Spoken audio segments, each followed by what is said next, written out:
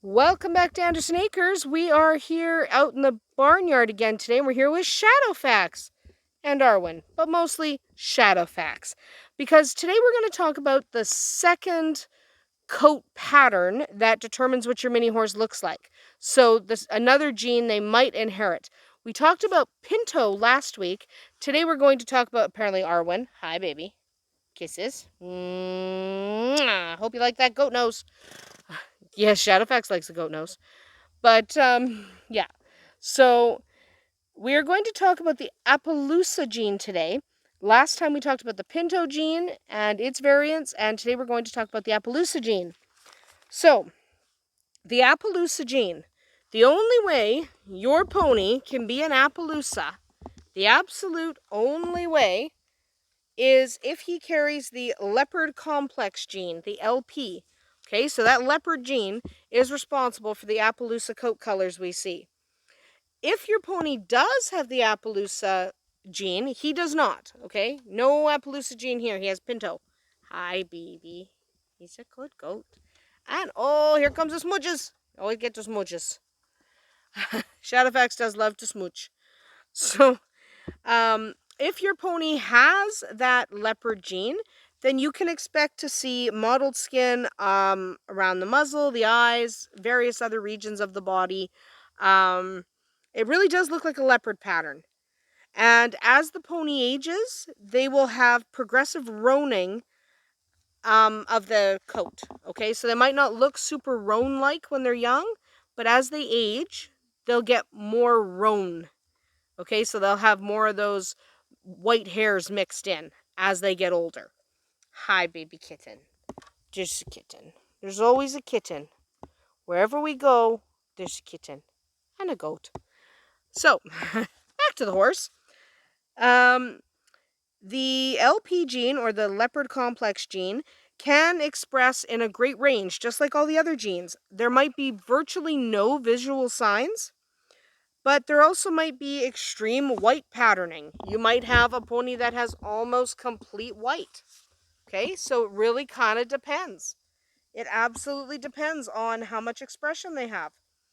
Now, if you have two genes, obviously you might express it more than a single gene, but it is important to note that if you're homozygous for the leopard complex gene, so you have two copies of that LP gene, you got one from mom, one from dad, you're going to have a congenital stationary night blindness.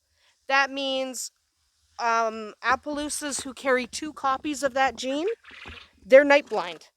If you have a Appaloosa that is homozygous for the leopard gene, then it's really important that you put them away at night, okay, because they can't see in the dark. That's what night blindness means. They, in low light, they can't see. So they wouldn't be able to see a predator. So depending on where you are, turning horses out at night is often a thing in the summer because it's so freaking hot during the day. A nighttime turnout is just smarter. But if you have an Appaloosa that has the night blindness, then you really shouldn't do that. And apparently Arwen's dead. Yeah, you're going to get stuck. There you go. Crazy goat. She's nuts. She's fine. She's just nuts. So if you do have that homozygous leopard gene, you do need to make sure your ponies are not out at night where they can't see what's coming at them. Or have really good predator proofing. Hi. Ignore the burrs in his mane. He was traipsing around in the bush earlier and he's full of burrs. We got the burrs off his skin, but he's very dirty. He's very dirty. It's been a bit of a day. Okay, he was traipsing around in the bush because that's fun, and he was rolling in the mud, and it's been a bit of a day. Shadowfax is a mess. That's okay. We don't worry about that. So, the expression of the spotting on your Appaloosa is influenced by what other genes they might have. A common gene, I'm not going to go into this in complete detail because the Appaloosa genes are actually pretty funky and they can be really pretty, but also really difficult and complex. So I'm just going to basically touch on the most common one.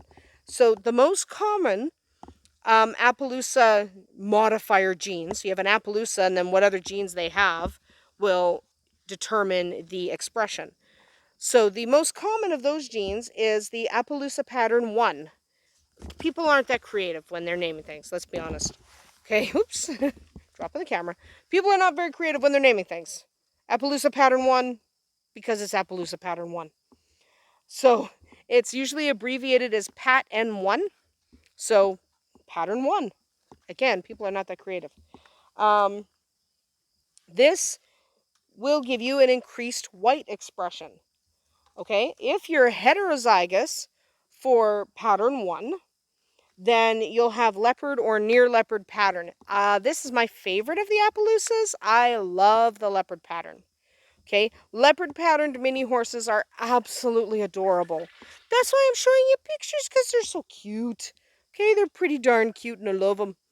So they're really, really cute. If you're homozygous for pattern 1, so you inherited one copy of that gene from mom, one copy of that gene from dad, so you now have 2 of them, you are going to have the fuse spot or the near fuse spot pattern. This is where you have a high level of white and fewer spots. So instead of being mostly one color with the spotting, you're going to have a lot of white and very few spots. That's still an Appaloosa technically, because remember, colors are not determined by expression. Colors are determined by genetics. That's why this little guy, who's actually really shiny white when he's all cleaned up, right now he's mud colored, but that's why this little shiny guy, this beautiful guy, who is a shiny, shiny, shiny white when he's all fancied up and not kissing the camera, but this guy, even though he looks bright white, he's actually a Palomino Pinto, because colors are determined by your genes, not by their expression. Okay? That's important to remember when we're talking about colors, because sometimes it seems weird. Calling him a Pinto seems weird, but that's the way it is with horses. It's not their expression, it's their genealogy. So, high levels of white spotting the real high levels of white spotting that you get with pattern 1 can only be obtained if you also have the leopard gene. So it's possible that your pony has a recessive pattern 1 hiding in there, but if he doesn't also have that leopard gene, that Appaloosa gene, then it's not going to do anything. Okay, so that pattern 1, that's why it's called the Appaloosa pattern 1, is it only impacts the Appaloosas. Okay, it doesn't impact Pintos, for example. So he's a Pinto. It wouldn't matter if he had that pattern 1. He doesn't. But it wouldn't matter if he did, because he's a Pinto. And now he looks real fancy because he just sat his hair up. Yeah, oh, you're so dirty. You need a bath, man. Man, we got to give you a bath. Anyway. Anyway, it doesn't matter. He's just dirty. We can't help it. So in order to express that pattern 1, you absolutely need to have that Appaloosa gene.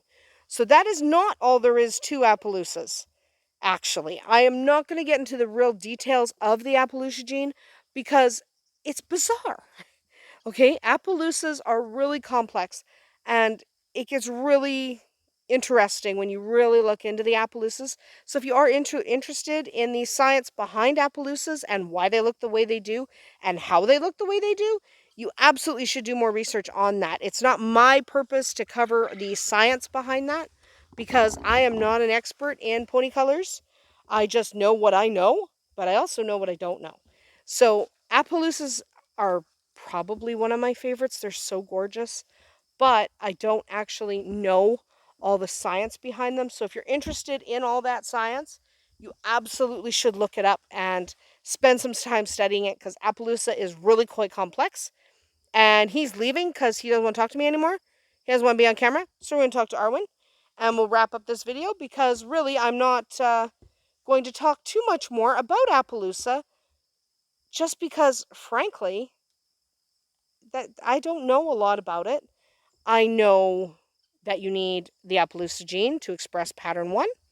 I know that Appaloosas can be either leopards or they can be the few spot patterns. And I know that if they've got 2 of those Appaloosa genes stacking on top of each other, they are night blind, which is a shame, but doesn't change the fact that Appaloosas are absolutely gorgeous horses. So that is about it for us here today at Andersen Acres, and we'll see you tomorrow.